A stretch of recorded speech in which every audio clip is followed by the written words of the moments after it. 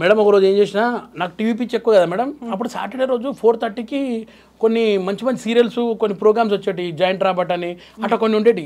నాకు పానం ఇట్లా అయిపోతుంది నేను చూడాలా ఒక డ్రగ్స్ లాగా ఏం చేసినా ఈ ఫ్యాక్టరీలో పైన పెద్ద ఎండి సార్ రూమ్లో ఒక టీవీ ఉండేది బ్లాక్ అండ్ వైట్ టీవీ నేను దొంగతనంగా పోయి లోపల దుంకి ఆ షట్టర్లో టీవీ అప్పుడు black and white TV shutter ఉండేది తీసి ఆన్ చేసిన ఆ జాయింట్ రాబట్ అట్లా సాలిడర్ టీవీ ఉండే అది చూసుకుంటే ప్రోగ్రామ్ చూస్తున్నా కామెడీ ప్రోగ్రామ్ చూస్తున్నా ఇద్దరు వచ్చారు లోపలికి చూసి ఎవరైనా తెరిచినా నేనే తెరిచిన సార్ ఏం చేస్తున్నా టీవీ చూస్తున్నా నాకు ఫేవరెట్ ప్రోగ్రామ్ వస్తున్నా కిందికి తీసుకొచ్చారు మేడం లోపల వేసిర్రు బయట నుంచి తాళం వేసిర్రు 100 డబ్బాలు ఇంకొక పెట్టిర్రు మొత్తం పెయింట్ వేసేదాకా పోద్ది అని చెప్పేసి ఆ పెయింట్ వేసినాక రాత్రి 2 గంటల నుంచి ఇంకోటి కొత్తది ఈ అట్ట డబ్బాలు ఉంటాయి కదా మేడం ఈ అట్ట డబ్బాల ప్యాకింగ్ చేయాలి నేనే 3 అయింది మేడం రాత్రి ఇదేంద్రా ఈ టీవీ చూసినందుకు ఇట్లా అయింది అనుకున్నా ఒకసారి వెళ్తున్నాడు సార్ నేను సికింద్రాబాద్లో ఉంటాను ఆయన కార్లో లిఫ్ట్ ఇచ్చాడు రాత్రి 3 గంటలకు నడుచుకుని ఇంటికి వచ్చి తలుపు కొడితే మా ఆయన తెరిచిండు ఏంద్రా ఇంత లేట్ అయింది అన్నాడు ఇట్లా అయింది మొత్తం కథ అయిపోయిన తర్వాత రేపటి నుంచి పోయినావంటే మంచిగా కూడా ఇంట్లోనే ఉండి ఏదన్నా నేను చూసుకుంటా అవసరం లేదు పని చేసేది ఇంట్లో ఇక కాలేజ్ నుంచి ఫోన్ చేసి వచ్చి ఎగ్జామ్ రాయాలి మళ్ళీ ఇప్పుడు అయిపోయింది 7సారి రాస్తేనే 6 మార్కులు వచ్చింది ఇక లాస్ట్ టైం వస్తే అన్ని చూసున్నాలే నా వల్ల కాదు అని వదిలేసాం మేడం ఇక చదువు ఇక అట్లా ఒక 3-4 నెలలు ఇంట్లో ఉండి తర్వాత ఒక ప్రైవేట్ ఆఫీస్లో పోయి జాబ్ చేసిన మీరు షాక్ ఏంటంటే ఈ కంపెనీలో ఎవరైతే ఎండీ ఉండనో ఈ కంపెనీకి ట్రాన్స్ఫర్ అయ్యి వచ్చింది సారు ఎండీగా అదే కంపెనీలో పోయి అదే సార్ కింద ఆఫీస్ బాయ్గా పనిచేస్తాను నేను ఆయనే దినేష్ కుమార్ నా జీవితంలో దినేష్ సార్ ఇక్కడ నుంచి ఇక్కడికి వచ్చాడు ఆయన నిజంగా నాకు నా లైఫ్లో ఎప్పటికీ దేవుడే మేడం మా కొడుకు పేరు దినేష్ ఆయన పేరే పెద్దోడి పేరా అవును మేడం కానీ కొన్ని అట్లా మనం ఇప్పుడు నవ్వుతున్నాం కానీ అప్పుడు అన్ని ట్రాజడీలు వెళ్ళాము యా ఓ టిఫిన్ పట్టుకొని 37వ నంబర్ బస్ ఎక్కి పొద్దున్నే కుషాయి కూడా పోయి ఈసీఎల్ క్రాస్ రోడ్లో చేసుకుని జాబు అండ్ ఆ తర్వాత ఆఫీస్లో మంచిగానే చేసాం మేడం ఇక తర్వాత ఈ జబర్దస్త్ పేరు వస్తుంటే చూసి ఆఫీస్లో కొంతమంది బాస్ తోడు కూర్చొని మాట్లాడుతుంటే సార్ బెల్ కొట్టిండు ఓ లేడీ వచ్చి ఛాయ్ కోసం వస్తారు కదా మేడం టీ వాళ్ళు రాలేదు నేను సడన్గా నేను పోయినా అంటే ఎవరు లేనప్పుడు నేను కూడా పెట్టించిన ఛాయ్ కాదంటే గొప్ప కాదు నేను పోయిపోతే అరే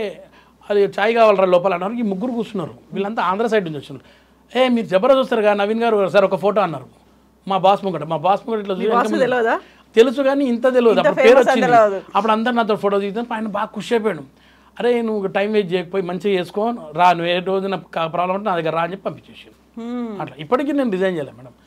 ఇప్పుడు కూడా నేను సార్కి ఫోన్ చేస్తాను సార్ ఏమైనా పని ఉంటే చెప్తాడు ఏదన్నా సార్ పర్సనల్ పనులు ఏమైనా నేను ఎంత పెద్ద పని అయినా చేస్తాను మేడం ఇది కాదు అని మాత్రమే అన్న సో అక్కడ ఒక జాబ్ అట్లనే ఉంది మేడం ఒక స్టాండ్ బై ఉంది ఎప్పుడు వచ్చినా అట్లనే ఉంటుంది ఇది మాత్రం కంటిన్యూ అవుతా ఆయనే అన్నిటికీ ఏ కష్టం ఉన్నా కానీ నేను ఒక ఎస్ఎంఎస్ పెడితే చాలు నాకు మా మదర్ ఫాదర్ ఇద్దరు చనిపోతే నేను నా సొంత పైసలతో నేను సాగు చేయలే వాళ్ళకు మా బాసే ఇచ్చాడు ఇద్దరికి కూడా మా మదర్ చనిపోయిన మా నైనా చనిపోయినప్పుడు కూడా ఆయన హెల్ప్ చేశాడు చాలా మంచివాడు మేడం ఆయన ఎప్పుడు బాగుండాలి అవును అట్లా ఒకరు ఉంటారు కదా మన మేలు కోరే వాళ్ళు కనీసం అంటే మనకి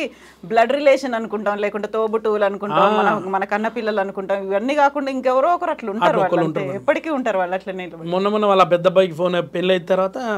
మ్యారేజ్ సర్టిఫికేట్ తీసుకోవాలా అప్పుడు గుర్తొచ్చి అరే ఎవరితో చెప్పేది నవీన్ బిల్లూరు వాడు మంచోడు వాని చేతులతోటి మ్యారేజ్ సర్టిఫికేట్ తీపిద్దామని చెప్పి ఆయన పిలిపించి అరే ఓ పని చేస్తావా నీకు షూటింగ్ ఉందంటే లేదు ఫస్ట్ మీకు పని చేస్తా అని చెప్పి అలా మ్యారేజ్ సర్టిఫికేట్ తీపిచ్చి అన్ని ఇస్తే వాళ్ళ అబ్బాయి చెప్తున్నాడు డాడీ ఇదే చెప్పి నీతోటే చెప్పి మనోడు ఎవరితోటి వద్దన్నాడు అని చెప్పాను నిజంగా నాకు చాలా హ్యాపీ ఫీల్ అనిపించింది అటాచ్మెంట్ అనేది అట్లనే ఉంటుంది కదా సెంటిమెంట్ అనేది కంటిన్యూ అవుతూనే ఉంటుంది ఎప్పటికి కూడా సో ఇంకా ఇప్పటికీ కూడా ఫిల్మ్ ఇండస్ట్రీలో కూడా ఇట్లాంటి వాళ్ళు ఒకరు గాడ్ ఫాదర్ అనే వాళ్ళు ఉంటారు కదా సురేందర్ రెడ్డి గాడ్ ఫాదర్ ఎవరు నాకు సినిమా ఇండస్ట్రీకి తీసుకురానికి కారణం ఆయనే మేడం సురేందర్ రెడ్డి గారు ఆయన లక్కీగా అప్పుడు క్రాంతి కుమార్ గారి దగ్గర వర్క్ చేసేటప్పుడు ఎస్ గోపాల్ రెడ్డి గెస్ట్ హౌస్లో ఒక ఫ్రెండ్ ఉంటుండే ఆయనకు పోయి రోజు పోయి ఆయన దగ్గర కూర్చుంటుండే ఎట్లా చేయాలన్నా ఏం చేస్తే వేషాలు వస్తాయంటే ఒక ఆల్బమ్ ఉండేది నా దగ్గర 12,000 పెట్టి అది పట్టుకొని తిరుగుతూ ఉంటుంది అప్పుడు ఆయనకు చూపెట్టి ఒకసారి చూడు ట్రై చేయమంటాడు అంటే సార్ ఏదో రాసుకుంటున్నాడు ఆయన బండితో యమహా బండి మీద కూర్చొని రాసుకుంటే నేను పోగానే చూశాడు నేను మంచి లుక్ బాగుంటుండే మేడం హీరో లాగానే ఉండేది మంచి చూసి లాంగ్ హెయిర్ ఇంట్లో ఫ్రెండ్ క్యాటర్ చేయి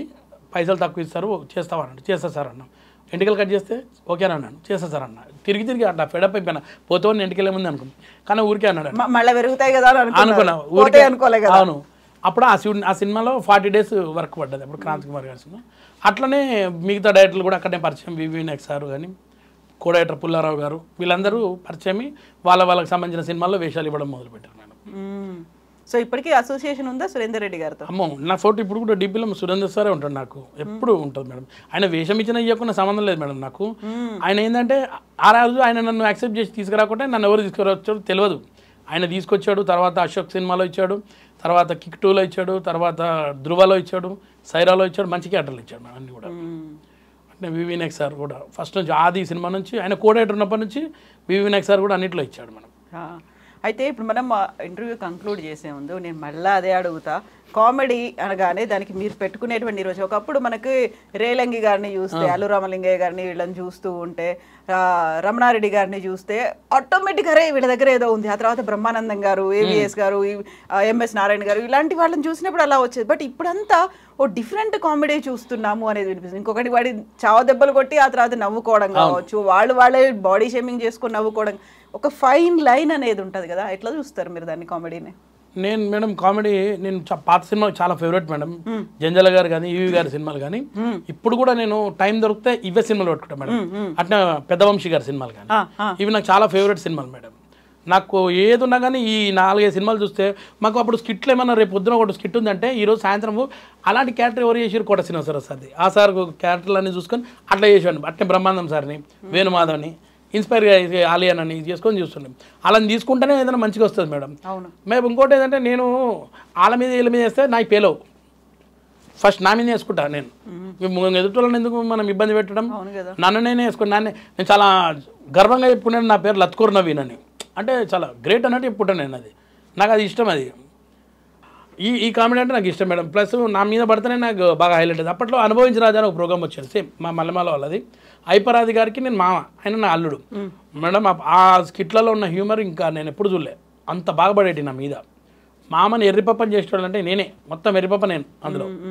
అట్లా ఐపరాది గారు బాగా ఎంజాయ్ చేసేవాళ్ళు. నాకు అలాంటి కామెడీ అంటే ఇష్టం మేడం ఏదైనా కానీ.